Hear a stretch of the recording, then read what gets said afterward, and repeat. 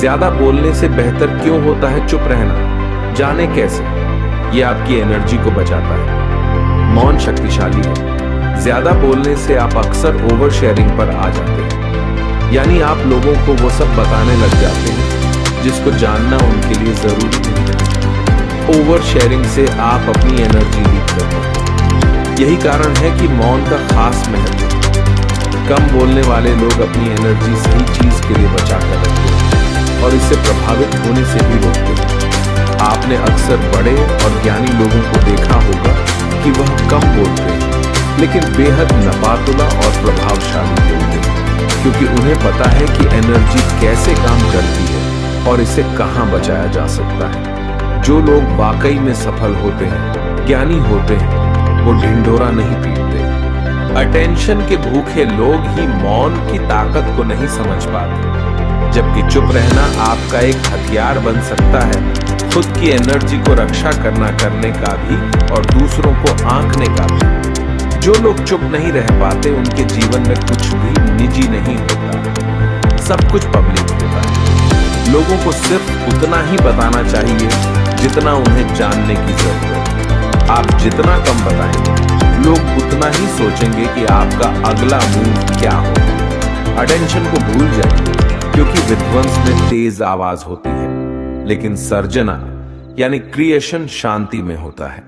तो आप तय कर लीजिए कि आपको इस जीवन में कुछ क्रिएट करना है या विध्वंस करना है। हम सभी जीव एनर्जी ही हैं। इस ब्रह्मांड में सब कुछ एनर्जी की फॉर्म में ही है। यही कारण है कि अपने अंदर की एनर्जी को बचाना जरूरी है। अक्सर ऐसा होता है कि हम अपने प्लान्स, अपने जीवन की हर बात लोगों से शेयर करने लग जाते हैं और फिर उनकी राय एनर्जी के रूप में हम तक पहुंचती है। कभी ये राय सही होती है तो कभी गलत। हम इतना शेयर कर चुके होते हैं कि लोगों की तरह तरह की एनर्जी हम तक पहुंचने लगती है। ये हमारी ऊर्जा को प्रभावित और डिस्ट्रैक्ट करती है। आप जितना चुप रहेंगे उतनी तेजी से आगे बढ़ेंगे, क्योंकि आपका फोकस और एनर्जी एक ही दिशा में होगी। हाँ, राय लेने में कोई बुराई नहीं, लेकिन इसके लिए आपको चुनना होगा कि किससे राय लेना बेहतर है। कैसे करें मौन की प्रैक्टिस? मौन को प्रैक्टिस में कैसे लाएं? इसका सबसे आसान तरीका है मेडिटेशन। जितना दिमाग शांत होगा उतना ही आप कम बोलेंगे। दिमाग में जितने विचार होंगे उतना ही आपका मन चंचल रहेगा। मेडिटेशन से आपको विचारों पर कंट्रोल करना आएगा और फिर आप देखेंगे कि आपके व्यक्तित्व में कैसे बदलाव आता है। आप जब तक अंदर से शांत नहीं होंगे तब तक बाहर से भी हलचल मची रहेगी। इसके अलावा आप किताबें पढ़ें। पढ़ना हमेशा देखने या सुनने से बेहतर होता है, क्योंकि इससे फोकस बढ़ता है। आजकल हमने पढ़ना ही बंद कर दिया है। सोशल मीडिया के जरिए हम छोटी छोटी जानकारियों को देखकर पढ़कर समझने लग गए हैं कि हमें सब कुछ आता है, लेकिन दिमाग को इतनी सारी जानकारियां एक ही समय पर देने से इसकी क्षमता भी धीरे धीरे कम होने लगती है। इसीलिए किताबों पर वापस जाइए। पवित्र वस्तुओं का न करें। अपमान कोई वस्तु आपके लिए अपवित्र है और वही वस्तु दूसरों के लिए पवित्र है, तो वहां आपका चुप रहना चाहिए। अनादर हमें किसी भी चीज का नहीं करना चाहिए, चाहे वह किसी इंसान को लेकर हो या फिर किसी धर्म को लेकर। अपमान करने से आप महान नहीं बन सकते। हमारे जीवन में मौन का क्या महत्व है? मौन हमारे जीवन में बहुत महत्व रखता है, क्योंकि यह दुनिया के शोर और अराजकता से सांत्वना, प्रेरणा और आश्रय प्रदान करता है। यह आत्मचिंतन, आंतरिक शांति, स्वयं और दूसरों के साथ गहरे संबंध का अवसर प्रदान करता है। मौन हमें स्पष्टता पाने, ज्ञान प्राप्त करने और अपने अंतरतम विचारों और भावनाओं को समझने की अनुमति देता है। मौन उपचार में कैसे योगदान दे सकता है? मौन में गहन उपचार शक्ति होती है। यह आत्मनिरीक्षण के लिए जगह प्रदान करता है, जिससे हमें भावनाओं को संसाधित करने, घावों से ठीक होने और आंतरिक शांति पाने की अनुमति मिलती है। मौन एक बेचैन मन को शांत कर सकता है, टूटे हुए दिल को शांत कर सकता है और भावनात्मक और मानसिक कल्याण के लिए अभयारण्य प्रदान कर सकता है। ये हमें अपनी आंतरिक आवाज सुनने और सद्भाव और संतुलन की भावना भावना पैदा करने की अनुमति देता है। क्या मौन रहने से रिश्ते बेहतर हो सकते हैं? हाँ, रिश्तों में चुप्पी एक महत्वपूर्ण भूमिका निभाती है। यह गहराई से सुनने, समझने और सहानुभूति के लिए जगह बनाता है। मौन हमें वास्तव में दूसरों के शब्दों और भावनाओं को सुनने और उनकी सराहना करने की अनुमति देता है।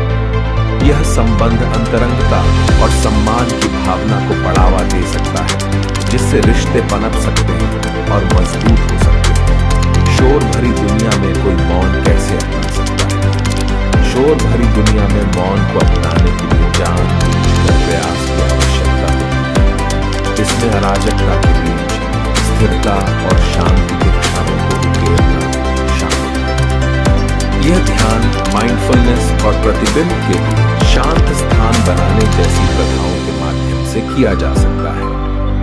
प्रौद्योगिकी के साथ सीमाएं निर्धारित करने और प्रकृति को अपनाने से मौन और आंतरिक शांति के अवसर पैदा करने में भी मदद मिल सकती है। क्या आत्म खोज के लिए मौन महत्वपूर्ण है? बिल्कुल, मौन आत्म खोज का एक शक्तिशाली उपकरण है। यह हमें अपने भीतर गहराई से उतरने, अपने विचारों, भावनाओं और इच्छाओं का पता लगाने की अनुमति देता है। मौन की शांति में हम अंतर्दृष्टि प्राप्त कर सकते हैं, स्पष्टता पा सकते हैं और अपने वास्तविक स्वरूप को उजागर कर सकते हैं। मौन आत्मनिरीक्षण और आत्मचिंतन के लिए जगह प्रदान करता है, जो हमें आत्मखोज और व्यक्तिगत विकास की यात्रा पर ले जाता है। मैं मौन को अपने दैनिक जीवन में कैसे शामिल कर सकता हूँ? मौन को अपने दैनिक जीवन में शामिल करने के कई तरीके हैं। आप प्रत्येक दिन शांत चिंतन, मनन या जर्नलिंग के लिए कुछ मिनट अलग रखकर शुरुआत कर सकते हैं। प्रौद्योगिकी से अलग होना, प्रकृति में समय बिताना और निर्दिष्ट शांत स्थान बनाना भी आपको मौन के क्षण विकसित करने में मदद कर सकता है। इन प्रथाओं को प्राथमिकता देकर और अपनाकर आप मौन की परिवर्तनकारी शक्ति को अपनी दैनिक दिनचर्या में आमंत्रित कर सकते हैं। जैसे जरूरत से ज्यादा बारिश हो जाए या फिर धूप, दोनों ही दिक्कत देती है। उसी तरह अनावश्यक बोलने से भी काफी नुकसान होता है। अगर आपको कहीं चुप रहने से आर्थिक लाभ हो रहा है, तो वहां चुप रहने से कोई समस्या नहीं है। बिना तथ्य के न बोलें। अगर आपके पास कोई तथ्य नहीं है, तो वहां चुप रहने में ही भलाई है। चुप बैठने से दिमाग में नई कोशिकाओं का निर्माण होता है और इससे ज्ञान की वृद्धि होती है। बोलने में भलाई वही है जहां आपको किसी चीज के बारे में पूरा ज्ञान हो, शब्दों से न पहुंचे ठेस। अगर आपके शब्द किसी को मानसिक ठेस पहुंचा रहे हैं, तो वहां चुप हो जाना चाहिए। कमजोर व्यक्ति के बारे में कुछ भी बोलकर आप महान नहीं बन सकते। महान आप किसी कमजोर का साथ देने में बनेंगे। चुप रहना आदर या सम्मान देने की निशानी होती है। इससे न कोई छोटा होता है और न ही बड़ा। अगर आपको क्रोध आ रहा है, तो आप या तो वहां से किसी का अनादर किए बिना चले जाएं या फिर चुप रहें। क्रोध करने से आपके रिश्ते खराब होंगे। क्रोध करने से हमेशा क्रोध करने वाले व्यक्ति का ही बुरा होता है। अगर आपका किसी मुद्दे से कोई संबंध न हो, तो वहां आपका चुप रहना बनता है। बिना किसी वजह अगर आप दूसरों के मुद्दों पर बोलेंगे, तो यह आपके लिए अनिष्टकारी रहेगा। इसमें केवल और केवल आपका ही नुकसान है। शब्दों से किसी मित्र को हो हानि। अगर आपके शब्द सामने वाले के परिवार या फिर मित्र की प्रतिष्ठा के बारे में बुरी झलक दिखा रहे हैं, तो वहां आपको चुप रहना चाहिए। किसी के परिवार या फिर मित्र के बारे में बुरा बोलने से केवल आप ही बुरे बनेंगे। जो चीज आसानी से खत्म की जा सकती है, उसे अपने शब्दों से बड़ा करें। अगर आप बिना चिल्लाए कोई बात नहीं कह सकते, तो वहां आपका चुप रहने में ही भलाई है। किसी पर चिल्लाने से आपके व्यवहार के बारे में पता चलता है। ज्यादा बोलने से चीजें हमेशा खराब ही हो जाती हैं। किसी के बारे में न बोलें। नीति शास्त्र के अनुसार जो अपने मुंह को बंद रखता है और बुद्धि से काम करता है, वही इंसान समझदार होता है। बिना जरूरत के बोलना, किसी के बारे में बोलना, किसी के बीच में बोलना, यह गलत है। कभी कभी हमारे लिए बुद्धिमानी इसी में होती है कि हम अपना मुंह गलत जगह न खोलें और चुप रहें। कभी कभी दोस्तों के साथ जब हम मजाक करते हैं तो ध्यान रहे कि आपके शब्दों से किसी का अनादर न हो। मजाक को भी हमेशा शब्दों के मायनों में ही रखें। जहां किसी को शब्दों से चोट लगे वहां चुप हो जाएं। ज्यादा बोलने से हमेशा नुकसान होता है। किसी और की प्रतिष्ठा को न पहुंचाएं हानि। यदि आपके शब्दों से किसी और की प्रतिष्ठा को ठेस पहुंच रही है तो वहां आपको चुप हो जाना चाहिए। जब कोई व्यक्ति आपके सामने नहीं है तो आप उस व्यक्ति के बारे में बुरे शब्द किसी तीसरे व्यक्ति के सामने नहीं बोलें। अक्सर इंसान मौन की शक्ति से अनजान रहता है, जबकि यह शक्ति आपको सफलता की ओर ले जा सकती है। इस शक्ति का इस्तेमाल करके आप बाहर की ध्वनियों को अनसुना कर सकते हैं और अपने लक्ष्य की ओर बढ़ सकते हैं। कुछ लोगों के लिए चुप्पी असहज और डरावना अनुभव है, लेकिन आप अपना नजरिया बदल कर देखिए। आपको एहसास होगा कि चुप्पी में आप अपने अंदर की आवाज सुन पाते हैं और अपने लक्ष्य की ओर ध्यान केंद्रित कर सकते हैं। चुप रहना एक ऐसी शक्ति है जिसकी सहायता से हम किसी बात को गहराई से समझ सकते हैं और अपने कार्य में ऊर्जा बढ़ा सकते हैं। क्या आपको मालूम है, जब हम चुप रहते हैं तब हम अच्छे से निर्णय ले पाते हैं और हम अपना ध्यान अपने लक्ष्य पर लगा पाते हैं। आपने खुद भी महसूस किया होगा, जब कभी भी आप शांत रहते हैं तो उस समय आपको निर्णय लेने में ज्यादा दिक्कत नहीं होती। आजकल के तनाव भरे माहौल में हर किसी को अपनी आत्मिक शक्ति इस्तेमाल करने में दिक्कत हो रही है। यदि आप आत्मिक शक्ति इस्तेमाल करना चाहते हैं तो सबसे बड़ी शक्ति जो है चुप्पी, इसका इस्तेमाल करना सीखें। जरूरी नहीं है कि हर वक्त हम बोलकर ही अपना काम कर सकते हैं। कुछ निर्णय आप शांत रहकर भी अच्छे से ले पाएंगे। अक्सर आपने देखा होगा, जो भी आज महान हस्ती है वह बोलते कम और कार्य ज्यादा करते हैं। इसका मुख्य कारण यह है कि वह अपने आसपास शांति बनाए रखते हैं, जिसकी वजह से वह अपने लक्ष्य पर ध्यान दे पाते हैं और सफल व्यक्ति बन जाते हैं। जो लोग नकारात्मक विचार रखते हैं वहां अक्सर छोटी सी दिक्कत होने से भी परेशान हो जाते हैं। वहीं दूसरी ओर जो लोग सकारात्मक विचार रखते हैं, जब कभी भी उनके सामने परेशानी आती है तो वहां चुप्पी की शक्ति का इस्तेमाल करते हुए अपनी समस्या का समाधान निकालते हैं। इसी वजह से वह जीवन में हमेशा सफलता की सीढ़ियां चढ़ते जाते हैं और अपना नाम इस जग में बना लेते हैं। चुप्पी की शक्ति का इस्तेमाल करके आप किसी के दिल की बात भी जान सकते हैं और अपना नाता भगवान के साथ भी जोड़ सकते हैं। मौन का मतलब चुप्पी जरूर है, लेकिन इसका मतलब यह नहीं है कि आप हमेशा ही शांत रहेंगे। जब व्यक्ति को मालूम चल जाता है कि किस समय कितना बोलना उसके लिए उचित रहेगा, तो वह जीवन में कामयाबी की ओर बढ़ता है। इसके विपरीत जब व्यक्ति को यह नहीं मालूम होता है कि कब कितना बोलना उसके लिए उचित रहेगा, तो वहां विपत्ति में फंस जाता है। इसलिए ये सीखें कि कब कितना कहां बोलना उचित रहेगा। आपने देखा ही होगा कि जब कोई व्यक्ति ज्यादातर मौन रहता है तो अक्सर लोग उसकी बात पर ज्यादा ध्यान देते हैं, और जो लोग हमेशा बक-बक करते रहते हैं दुनिया उन्हें नजरअंदाज करती है। इसलिए मौन की शक्ति को पहचानें। जब भी आप सामान खरीदने गए हो तो तुरंत जवाब देने की कोशिश न करें। मान लेते हैं कि आप कोई सामान खरीदने गए हैं। अगर आपने सेल्समैन के सामने तुरंत जवाब दे दिया तो वह समझ जाएगा कि आप लेने के लिए इच्छुक हैं या आप खरीद नहीं ले जाते। यदि आप सामान लेना चाहते हैं लेकिन मोल भाव भी करना चाहते हैं तो उस समय आप बातचीत के दौरान कुछ पल के लिए मौन हो जाए। इससे सामने वाला व्यक्ति यह सोचने में मजबूर हो जाएगा कि आप सोच क्या रहे हैं, कहीं आप यह डील कैंसिल न कर दें। हड़बड़ाहट में वह सेल्समैन आपको कई बेनिफिट्स भी बताएगा और हो सकता है कि डील की वैल्यू भी कम कर दे। देखा दोस्तों, कुछ पल का मौन भी आपको फायदा पहुंचाएगा।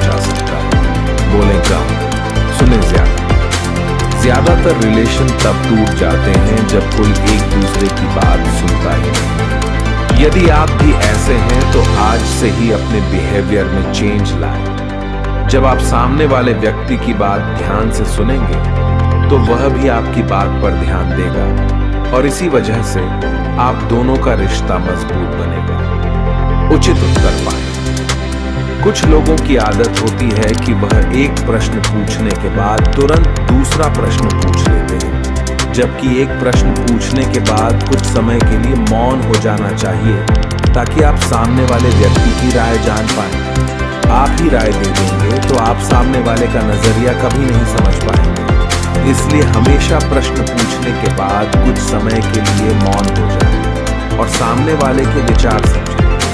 मौन से अपने आप को विनम्र बनाएं। जरूरी नहीं है कि हर समस्या का समाधान आप लड़ाई झगड़े के साथ ही समाप्त करें। कई बार आप मौन का सहारा लेकर भी समस्या का समाधान निकाल सकते हैं। कई बार कुछ लोगों के लिए ना बोला मुश्किल हो जाता है। इसीलिए यदि आपको ना बोलने में तकलीफ है तो सामने वाले व्यक्ति की बात सुनने के बाद कुछ समय मौन हो जाए।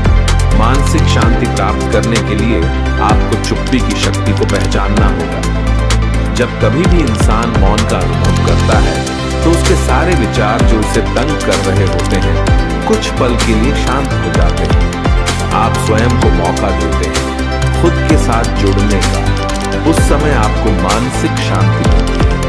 अच्छी आत्म प्रतिष्ठा बनाएं। चुप्पी की शक्ति जब आपको पता लग जाएगी तब आप इसका इस्तेमाल अपने दिनचर्या में करने लग जाएंगे। क्या आपको मालूम है आप पावर ऑन ऑफ साइलेंस का इस्तेमाल करके अपनी सेल्फ रिस्पेक्ट बढ़ा सकते हैं? जी हाँ, जब इंसान अपने अंदर की आवाज सुनता है तो उसे समझ आता है कि कौन से कार्य में उसे ज्यादा वक्त देना चाहिए। जब आप अपनी दिक्कतों को दूर करते हुए अपने लक्ष्य की ओर जाते हैं तब आपकी आत्म प्रतिष्ठा बढ़ती है।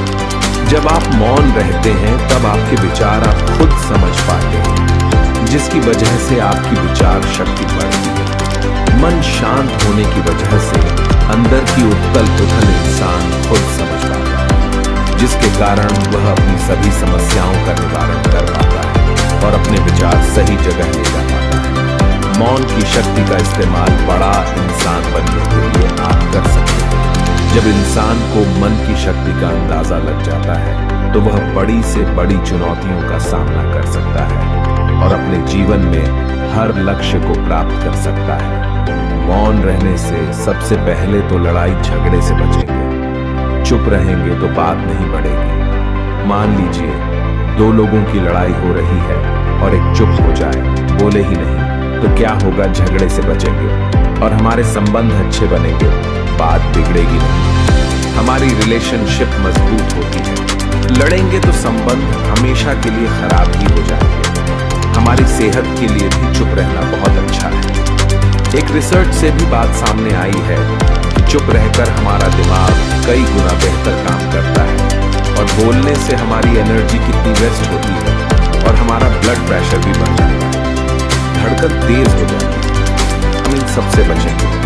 उसी के साथ साथ हमारी सुनने की आदत इंप्रूव हो। हम जब बोलते हैं तो बोलते ही रहते हैं, जबकि हमारी कम्युनिकेशन स्किल में जरूरी होता है सुनना। सुनना बहुत जरूरी होता है। तो हम सुनेंगे भी तो दूसरे पर अच्छा असर होगा कि देखो ये मेरी बात बहुत ध्यान से सुनता है, लोग हमें पसंद करें। हम अपने लक्ष्य को पा सकते हैं, अपने सपने तक भी पहुंच सकते हैं। ज्यादा बोलकर हम अपने लक्ष्य की ओर केंद्रित नहीं हो पाते। मेरी एक जानकार ने सभी को बोल दिया कि देख लेना मेरी बेटी भी डॉक्टर बनेगी। उनकी बेटी जहां भी जाती सभी ये बोलते आती, डॉक्टर साहिबा।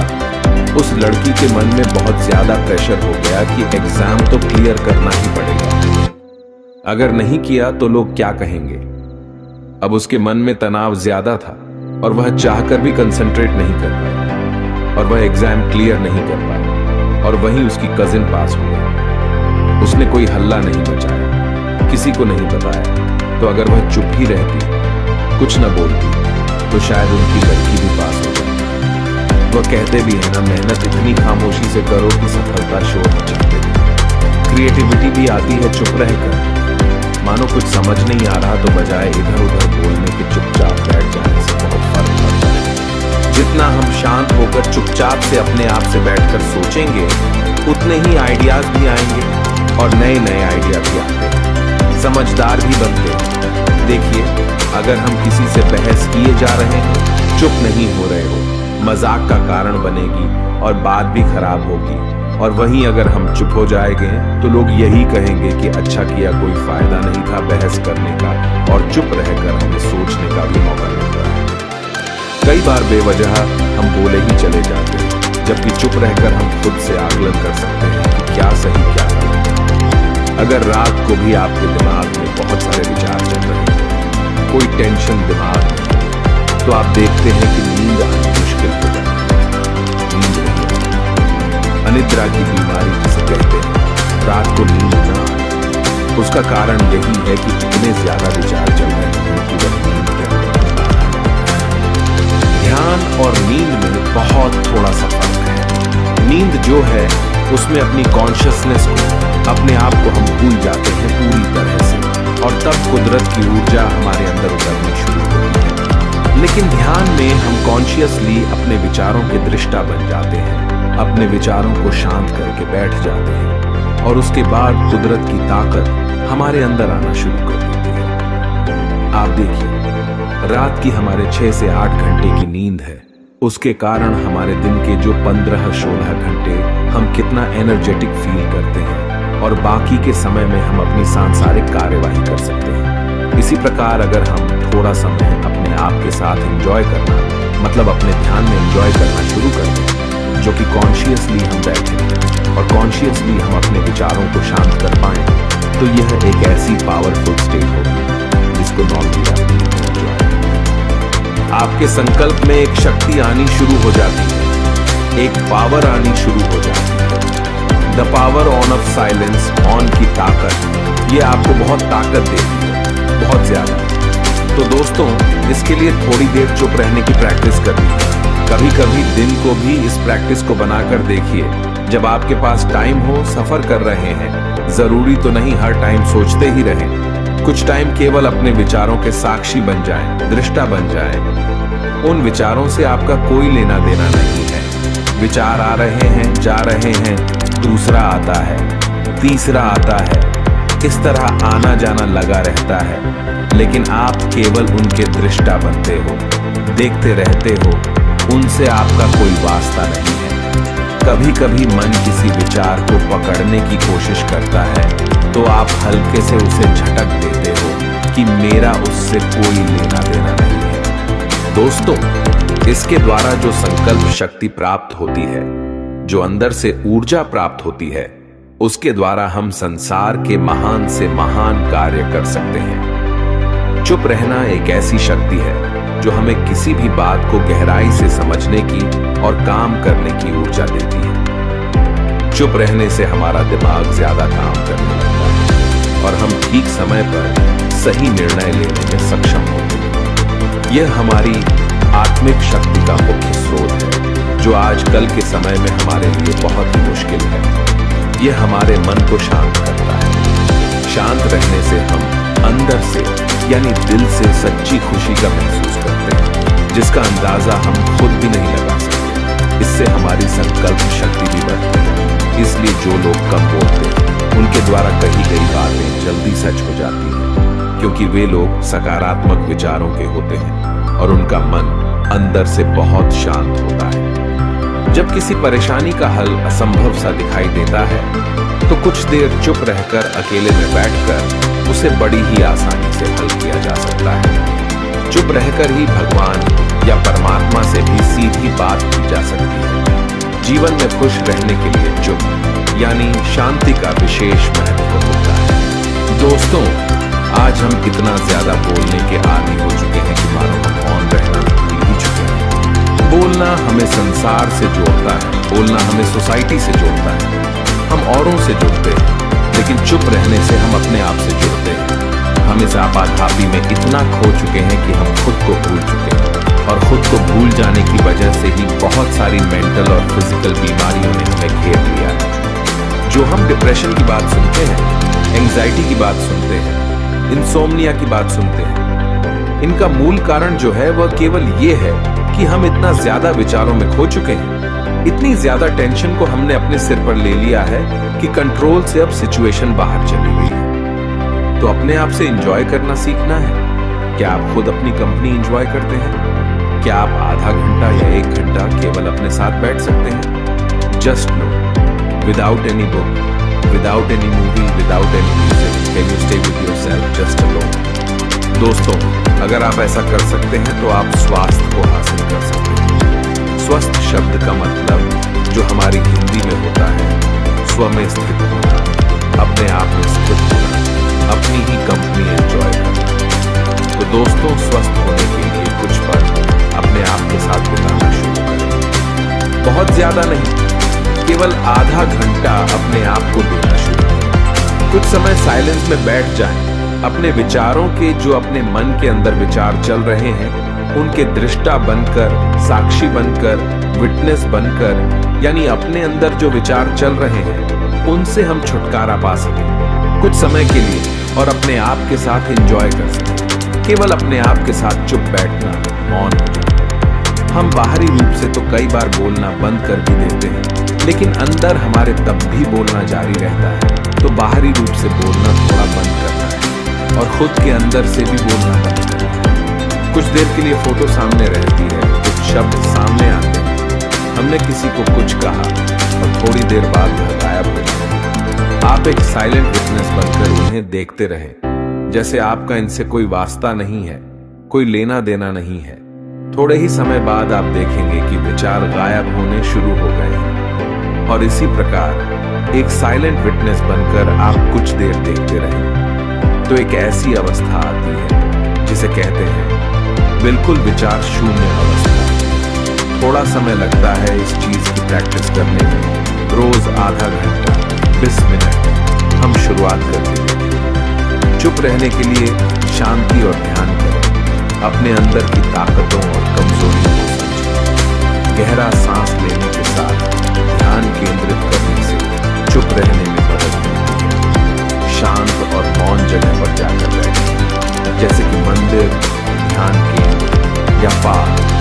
अपने उद्देश्यों और सपनों की ओर ध्यान केंद्रित करें। ध्यान और प्रार्थना के माध्यम से शांति ढूंढें। नियमित व्यायाम और स्वस्थ आहार से अपने शारीरिक और मानसिक स्वास्थ्य का अच्छे से ध्यान रखें। योग और मेडिटेशन की प्रैक्टिस करके चुप रहने की कला सीखें। अपने विचारों को स्वतंत्रता रूप से बहने दें, बिना उन्हें रोके। इंटरनेट और सोशल मीडिया से दूर रहकर चुप रहने का प्रयास करें। मन ही मन अपनी आत्मा के साथ संवाद करके चुप रहने का अभ्यास करें। अपने आसपास की आवाजों को सुनने का पूर्ण प्रयास करें। पवित्र ग्रंथों की पढ़ाई करने का सही समय निकालें। चुप रहने के लिए नियमित निरंतर अभ्यास करें। ऋषि मुनियों के साथ समय व्यतीत करने का प्रयास करें। चुप रहने से मानसिक चैन पाया जा सकता है और स्थिति को समय देने की स्वतंत्रता मिलती है। चुप रहकर व्यक्ति अपने विचारों को विचार करने का समय पा सकता है और ज्ञान बढ़ा सकता है। चुप रहने से व्यक्ति अधिक सुनने और समझने की क्षमता को विकसित कर सकता है, जिससे संवाद कौशल में सुधार कर सकता है। चुप रहने से मानसिक और भौतिक तंत्रिका शक्ति में सुधार हो सकता है। जब व्यक्ति चुप रहकर अपनी ऊर्जा को नियंत्रित करता है, चुप रहकर विचार करने के बाद व्यक्ति समस्याओं के समाधान के लिए नए दृष्टिकोण खोज सकता है। मानसिक तौर पर चुप रहने से स्ट्रेस कम हो सकता है, जिससे स्वास्थ्य को लाभ मिल सकता है। चुप रहकर व्यक्ति अपनी भावनाओं और धारणाओं को बेहतर से समझ सकता है। चुप रहने से विचारशीलता बढ़ सकती है और व्यक्ति को सही निर्णय लेने में मदद मिल सकता है। सुबह चुप रहकर ध्यान करने से मानसिक ताजगी और शांति मिलती है। चुप रहकर व्यक्ति संयम विकसित कर सकता है, जो उसे अपने जीवन में अधिक संयमित और सफल बना सकता है।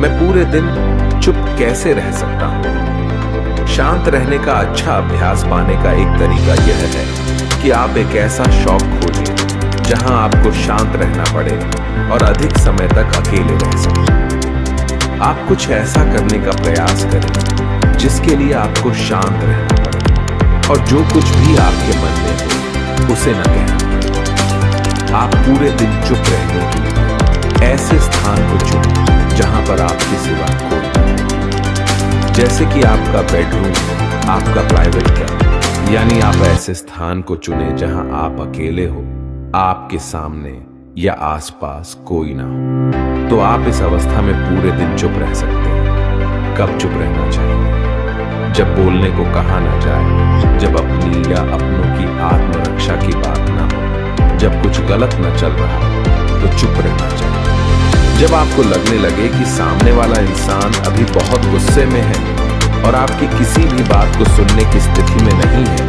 तब आपका चुप रहना ही सही है। बहुत चुप रहना क्यों ठीक नहीं है? हमारा अधिक समय तक चुप रहना जाने अनजाने में उस व्यक्ति का समर्थन बन जाता है और वह अपने आप को और अधिक शक्तिशाली अनुभव करने लगता है, जो आगे चलकर बड़े टकराव का कारण बनता है। चुप रहने के क्या परिणाम होते हैं? कुछ परिस्थितियों में चुप रहने से आपके मामले पर नकारात्मक प्रभाव पड़ सकता है। ये वह जगह है जहां आपकी चुप्पी अदालत को प्रतिकूल निष्कर्ष निकालने के लिए प्रेरित कर सकती है। मौन व्रत का भारतीय संस्कृति में बहुत महत्व है। शांत रहना आपके दिल के लिए बहुत फायदेमंद होता है। यदि आपको अपनी भावनाओं पर नियंत्रण नहीं है, जैसे आपको जल्दी गुस्सा आ जाता है या आप किसी छोटी सी बात पर रो देते हैं, तो आपका अपनी भावनाओं पर बिल्कुल नियंत्रण नहीं है।